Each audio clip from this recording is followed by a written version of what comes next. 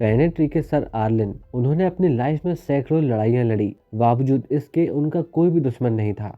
उन्होंने कभी शिकायत नहीं की, बस अपना फर्ज निभाते रहे। वे स्वभाव से काफी ठीक व्यक्ति थे। उन्होंने हमेशा सबका भला किया।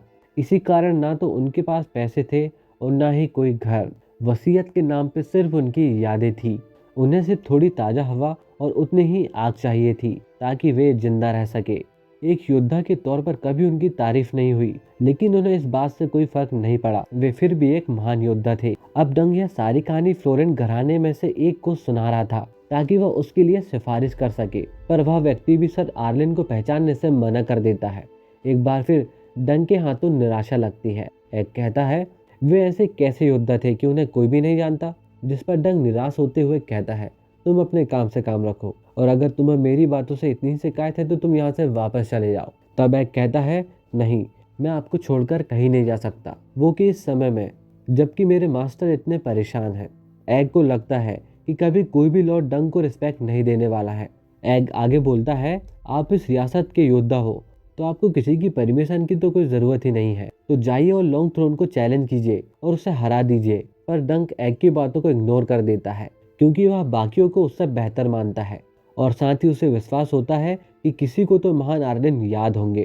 तभी वहां पर किसी के आने का सायरन बजता है, जो कि टारगेरियन घराने से एस्फोर्ड के लॉर्ड बेलर टारगेरियन होता है। पर एग उन्हें देखकर थोड़ा डर सा जाता है और वहां से तुरंत कैंप की ओर भाग जाता है। बेलर आयरन थ्रोन का सबसे पहला उम्मीदवार होता है और वह अपने भाई मेकर के साथ यहाँ पर आया था। अब डंकन पास के ही अस्तबल में खड़ा होता है। तभी सर रोनाल्ड क्रैकहॉल और डोनल वहां पर आते हैं, जो कि डंक के लंबे चौड़े शरीर को देखकर काफी इम्प्रेस होते हैं। तभी डंक को पता चलता है कि वे कभी मछुआरे हुआ करते थे, तो वह उनसे पूछ ही लेता है, एक मछुआरे का बेटा आखिर योद्धा कैसे बन गया। जिस पे वह जवाब देता है, ठीक वैसे ही जैसे कि हम मछुआरे बने थे। अब यह जवाब सुनकर वह स्तब्ध रह जाता है और उसके मन में कई सवाल उठने लगते हैं। तभी डंक को एक लड़की की आवाज आती है और वह उससे फॉलो करने लगता है। रास्ते में बातें हो रही थी कि इस साल नदियां उफान में हैं, शायद इसी कारण राजकुमार को आने में देरी लग रही है। वहीं मियाकर को लग रहा होता है कि उसके बेटे मर चुके हैं। तभी वह डंक को देख लेता है और उसे अपने पास बुलाता है, और जैसे ही वह उनके सामने जाता है तो डंक अपनी बातें रखता है और सर आर्यन के बारे में सभी को बताता है। तब सभी उसे पहचानने से मना कर देते हैं, पर लॉर्ड बेलर उसे पहचान लेता है कि किंग्स लैंडिंग की एक प्रतियोगिता में उसने हिस्सा लिया था और एक बार उसका सामना आर्लिन से भी हुआ था। बेलर मास्टर प्लमर के सामने डंक के लिए गवाही देता है और डंक को प्रतियोगिता में शामिल कर लिया जाता है। बेलर उससे कहता है, तुम सर आर्लिन के सगे तो नहीं थे, यानी तुम उनके हथियार को यूज नहीं कर सकते हो, इसलिए तुम्हें खुद के लिए हथियार लेने होंगे और साथ ही एक मोहर बनवानी होगी। जिसके बाद डंक वहां से बाहर आ जाता है। बाहर निकलते ही वह फिर से उस लड़की जिसका नाम टेंसलेस होता है, वह उसका नाटक देखता है। अब डंक तो पहले ही उससे काफी इम्प्रेस था। वह नाटक खत्म होते ही उसके पास जाता है और उससे अपनी ढाल पर एक नया चित्र बनवाने को कहता है, जिसके बदले उसे कुछ मुहर देनी पड़ती है। आगे वे साथ बैठकर खाना खा रहे होते हैं, तो वहीं डंक उसी लड़की की बातें कर रहा होता है कि उसने उससे अच्छे से बातें की या नहीं। तो दूसरी ओर एग कह रहा होता है कि वह कभी एक अच्छा वॉरियर बन पाएगा या नहीं।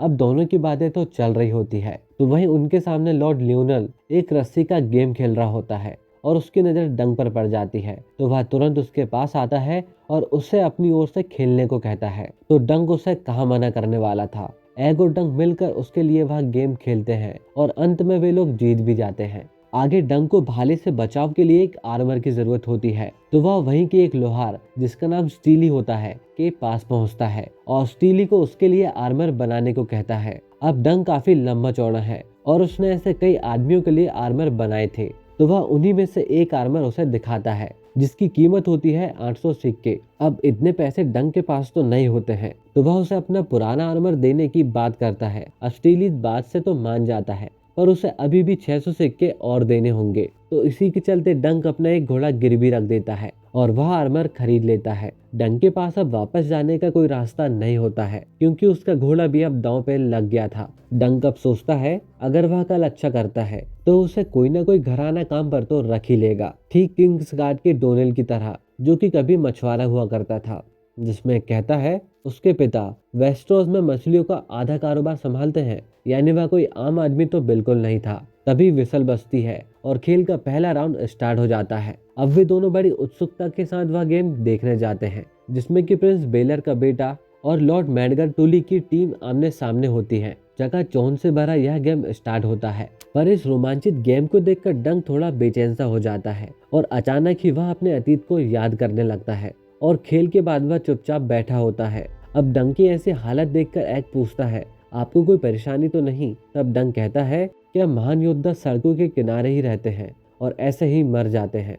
अब वह ऐसा आर्लेन के बारे में कह रहा होता है, क्योंकि उन्होंने उतना कुछ हासिल नहीं किया जितना कि वे कभी कर सकते थे। वे 60 साल तक एक योद्धा रहे, पर इसके बाद भी उनका ना कोई मित्र था और ना ही उन्होंने कभी कुछ जीता था। पर वे हमेशा डंक के साथ रहे, उन्होंने कभी उसे पराया नहीं समझा और हमेशा उससे सर उठाकर चलना सिखाया। इसके बाद भी बाकी लॉर्ड्स को उनका नाम भी याद नहीं था। अब इन बातों को लेकर डंक को गुस्सा आने लगता है और वह कहता है, कल सब देखेंगे कि एक महान योद्धा का शागिर्द क्या कर सकता है। और यह एपिसोड यहीं पर खत्म हो जाता है।